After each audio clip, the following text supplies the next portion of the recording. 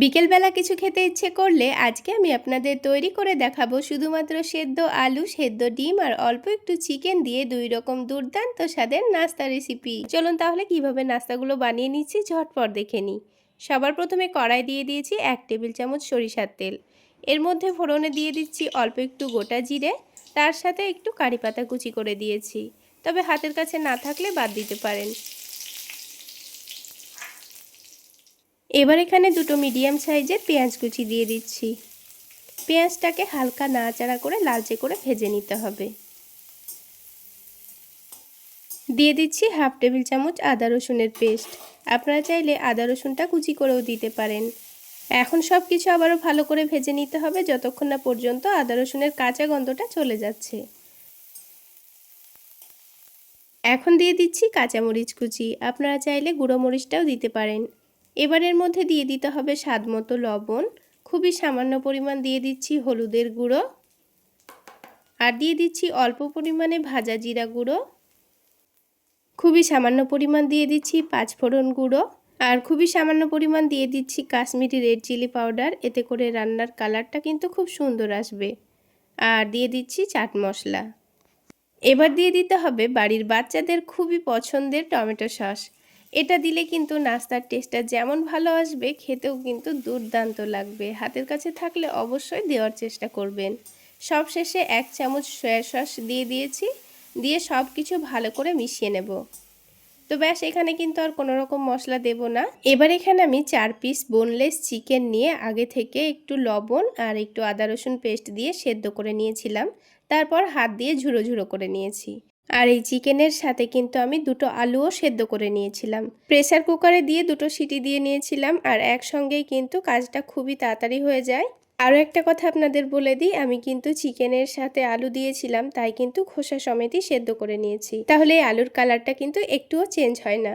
তো দেখুন, আমি আলুগুলোকে কিন্তু হাত দিয়ে ম্যাশ করে দিচ্ছি, একটু আধ ভাঙা করে দিয়ে দিয়েছি। এখন খুব ভালো করে নাড়াচাড়া করে সব কিছু একসঙ্গে মিশিয়ে নেব। এই পুরটা খেতে এত মজার হয় বন্ধুরা, একবার বানিয়ে না খেলে কিন্তু এর স্বাদ বুঝতেই পারবেন না। তো সব কিছু একসঙ্গে মিশিয়ে নিলেই কিন্তু আমাদের চিকেন আর আলুর পুর কিন্তু রেডি হয়ে যাবে। বাড়িতে চিকেন নিয়ে আসলেই কিন্তু আমি বোনলেস চিকেনগুলো উঠিয়ে রেখে দিই, কারণ এগুলো কিন্তু রান্নার মধ্যে কেউ খেতে চায় না। আর এই রকমই নানান ধরনের স্ন্যাক্স পরোটা আমি কিন্তু বানাতেই থাকি, আর খেতে দারুণ হয়। তো আপনাদের মধ্যে কারা কারা আমার মতো এরকম করেন অবশ্যই কিন্তু কমেন্টে জানাবেন। তো দেখুন, চিকেনের পুরটা আমার রেডি করা হয়ে গেল। এবার এটাকে উঠিয়ে নিচ্ছি। তাহলে দেখলেন তো বন্ধুরা, 4-5 পিস বোনলেস চিকেন থাকলে আর দুটো আলু দিয়েই কিন্তু অনেকটা পরিমাণ চিকেনের পুর রেডি করা হয়ে গেল। তো এবার এটাকে ঠান্ডা হওয়ার জন্য সাইডে রেখে দিচ্ছি, আর আলাদা একটা বাটির মধ্যে একটা ডিম ভেঙে নিচ্ছি। ডিমের মধ্যে খুবই সামান্য পরিমাণ লবণ দিব, দিয়ে এবার এই ডিমটাকে খুব ভালো করে ফেটিয়ে নিতে হবে।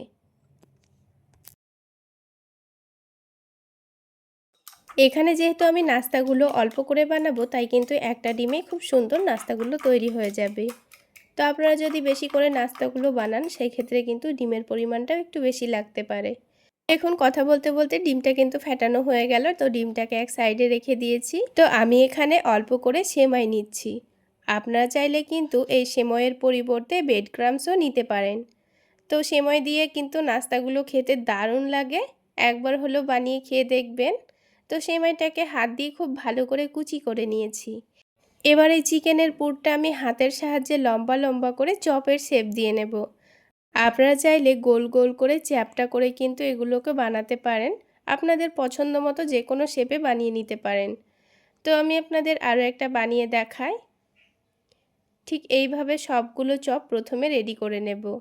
আমি এগুলোকে একটু মিডিয়াম সাইজের বানিয়েছি, আপনারা চাইলে বড় বড় করেও বানাতে পারেন।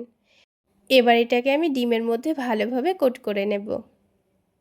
তারপর আর কিছুই না, ওই ডিমের মধ্যে থেকে তুলে নিয়ে এই তো সেমাইয়ের মধ্যে এটাকে খুব সুন্দর করে কোটিং করে নিতে হবে। তো দেখুন, একটা কিন্তু নাস্তা আমার রেডি করা হয়ে গেল। ঠিক একইভাবে সবগুলো নাস্তা প্রথমে রেডি করে নেব।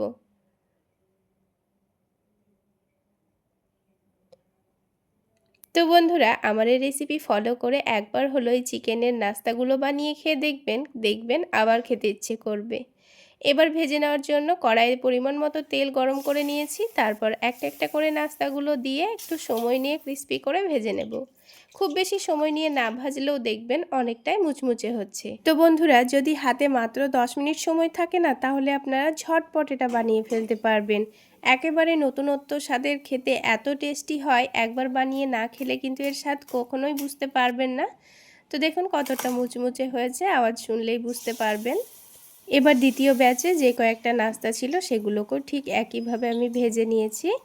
তাহলে বন্ধুরা, আজকের এই চিকেন আলুর চপ রেসিপিটা আপনাদের কেমন লাগলো অবশ্যই কমেন্ট করে জানাবেন, আর ভালো লাগলে একটা লাইক শেয়ার করে দেবেন।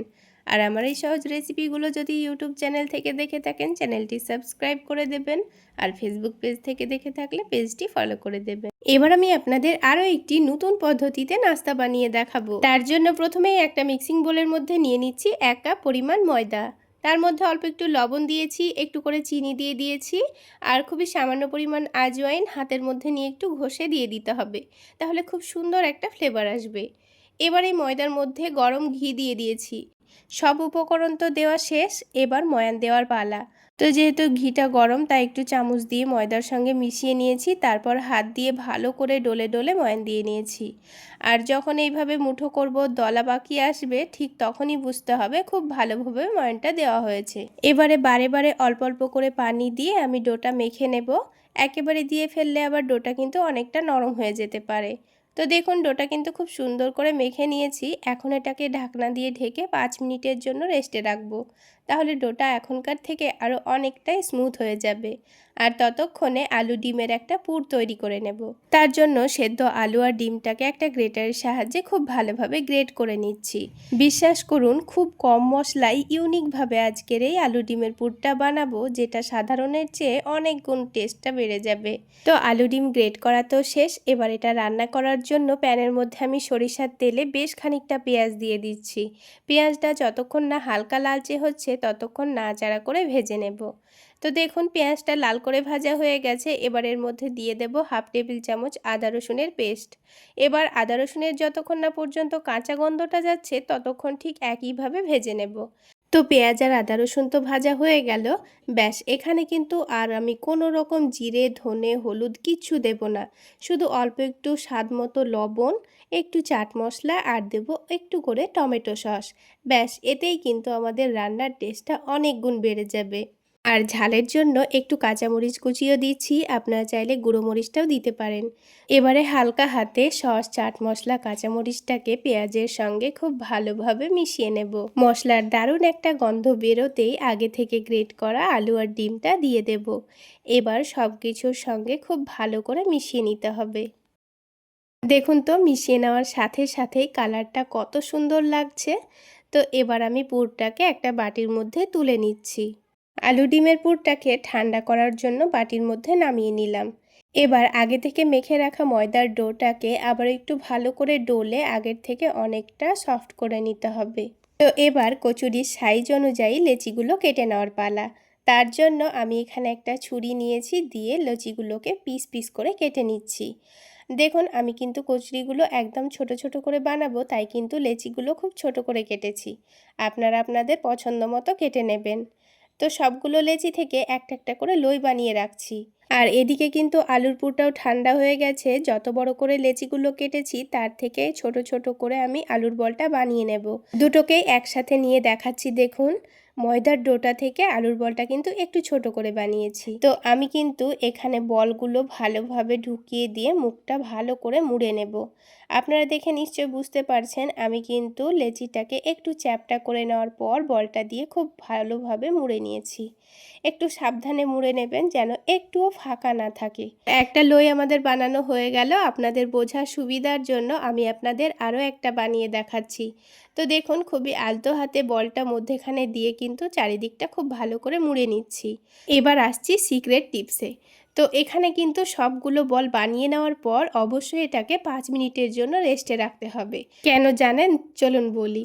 এগুলো রেস্টে রাখলে কিন্তু এগুলো যখন আমরা ভাজবো তার আগে এগুলোকে একটু করে চ্যাপটা করে নিতে হবে। আর চ্যাপটা করে নেওয়ার জন্য কিন্তু রেস্টে রাখলে এটা নিজে থেকে অনেকটা নরম হয়ে যাবে আর খুব সুন্দর এটা চ্যাপটা করা হয়ে যাবে। তো দেখুন এটা 5 মিনিট রেস্টে রাখার পর এটা কিন্তু আলতো হাতে চাপ দিলেই খুব সুন্দর চ্যাপটা হয়ে যাচ্ছে।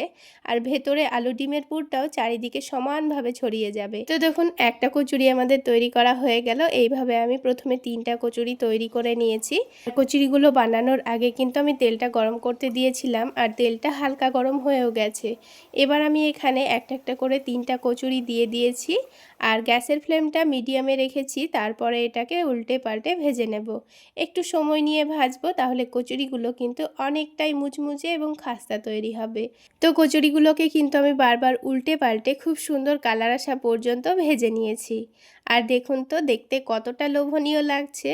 ঠিক একইভাবে আমি সবগুলো কচুরি ভেজে নিয়েছি। এই রকম খাস্তা কচুরি গরম গরম চা বা প্রিয় চাটনির সাথে যদি পরিবেশন করা যায় তাহলে কিন্তু পুরো বিকেলটা জমে ক্ষীর। তাহলে বন্ধুরা আজকের রেসিপি ভালো লাগলে অবশ্যই লাইক শেয়ার করে দেবেন আর আমার চ্যানেলে নতুন হয়ে থাকলে চ্যানেলটি সাবস্ক্রাইব করে পাশেই থাকবেন। তাহলে বন্ধুরা আজকে এই পর্যন্তই। সকলে অনেক বেশি ভালো থাকবেন, সুস্থ থাকবেন।